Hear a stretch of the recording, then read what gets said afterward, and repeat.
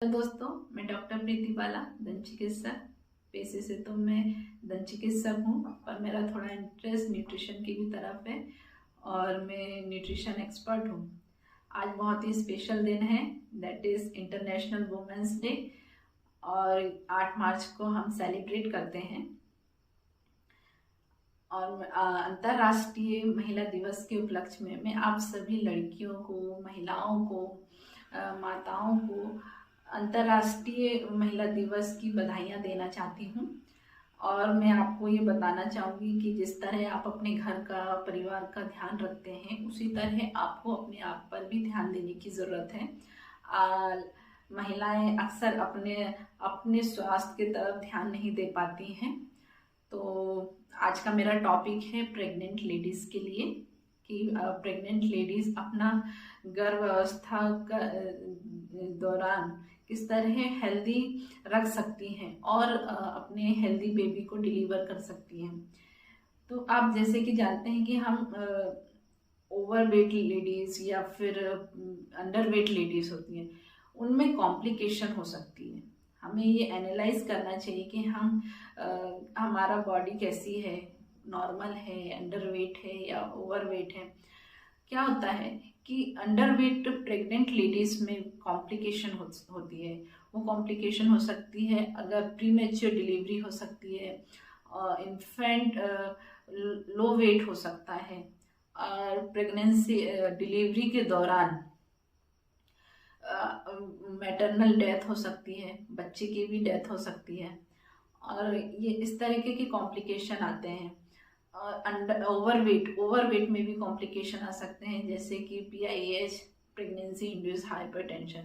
मतलब गर्भ अवस्था के दौरान हमें हाई BP हो सकता है, गेस्टेशनल डायबिटीज़, मतलब प्रेगनेंसी के दौरान शुगर लेवल हाई हो सकता है, आपके थायराइड लेवल इम्बैलेंस हो सकते हैं, और इन्फेंट का डेवलपमेंट सही तरह से नहीं होता है।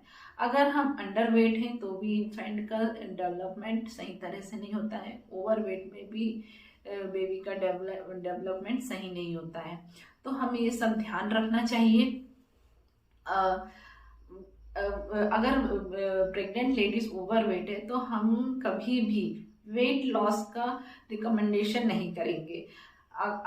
नॉर्मल लेडीज होती हैं, उनका वेट गेन 11.5 से 16 kg होना चाहिए।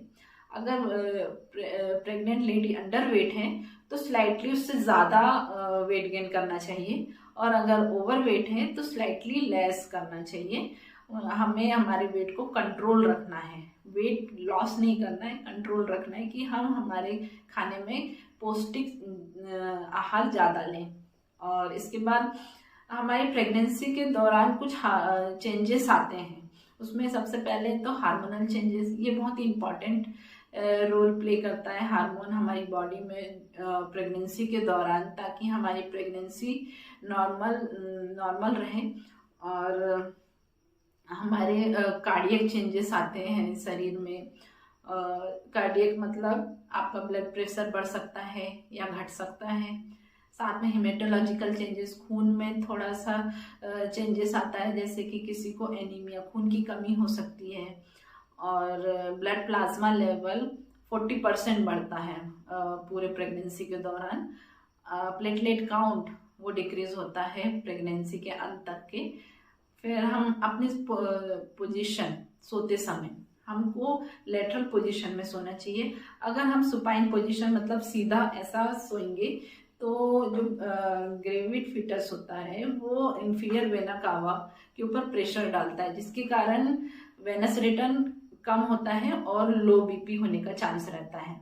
ठीक है। सेकेंड वन जो उसके बाद ऑक्सीजन डिमांड ड्रामेटिकली बढ़ता है 20 to 30%, क्योंकि प्रोजेस्टेरॉन लेवल इंक्रीज होने के कारण हमारा रेस्पिरेटरी रेट भी बढ़ जाता है, और जिससे ऑक्सीजन डिमांड बढ़ता है।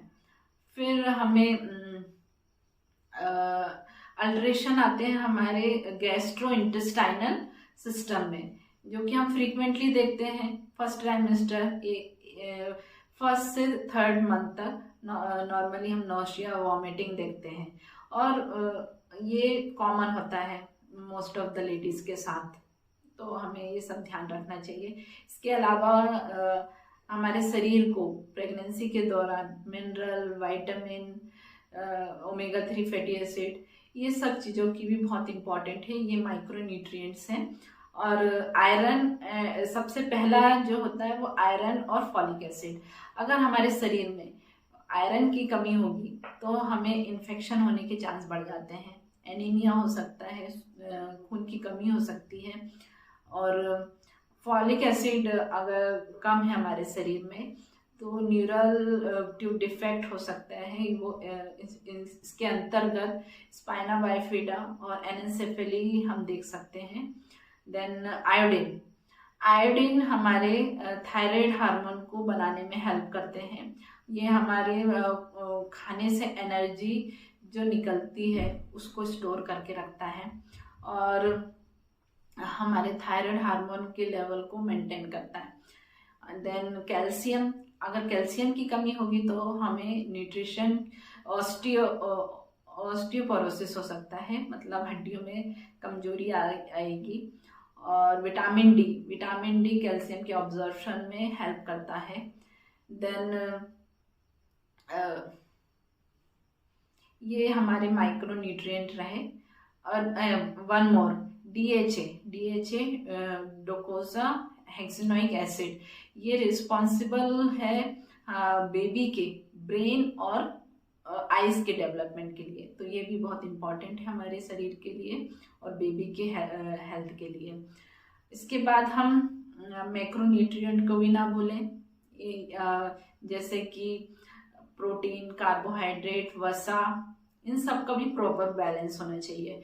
अगर हम प्रॉपर बैलेंस से हम आहार लें, इन सब का ध्यान रखते हुए, तो हमारी प्रेगनेंसी अच्छी रहेगी।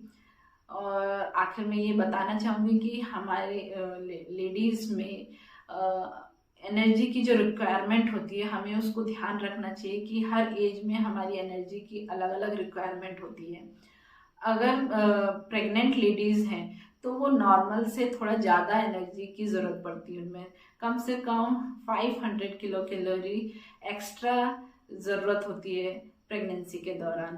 तो इन सब चीज़ों का आप ध्यान रखिए, अपने माइक्रोन्यूट्रिएंट का ध्यान रखिए, अपने मैक्रोन्यूट्रिएंट का ध्यान रखिए और अपने मेंटल स्ट्रेस का ध्यान रखिए। इन सब का ध्यान रखते हुए आप अपनी प्रेगनेंसी को एक हेल्दी प्रेगनेंसी बना सकते हैं और अपने हेल्दी बेबी को डिलीवर कर सकते हैं। तो आई होप ये जानकारी आप लोग के लिए बहुत ही महत्वपूर्ण होगी और आप इन सब से कुछ ना कुछ सीखेंगे और अपने जीवन में अप्लाई करने की कोशिश करेंगे। प्रेग्नेंट लेडीज़ को अक्सर नहीं बताया जाता है, फर्स्ट प्रेगनेंसी में ये होता है कि हम ध्यान ही नहीं देते कि हमारे अंदर क्या हो रहा है, हमारे शरीर को क्या ज़रूरत है। तो वो हमें ध्यान रखना है, अपने आप का ध्यान रखना है, अपने अंदर जो बच्चा पल रहा है वो उसका ध्यान रखना है ना। तो इस तरह आप अपनी प्रेगनेंसी को हेल्दी रख सकते हैं। Thank you.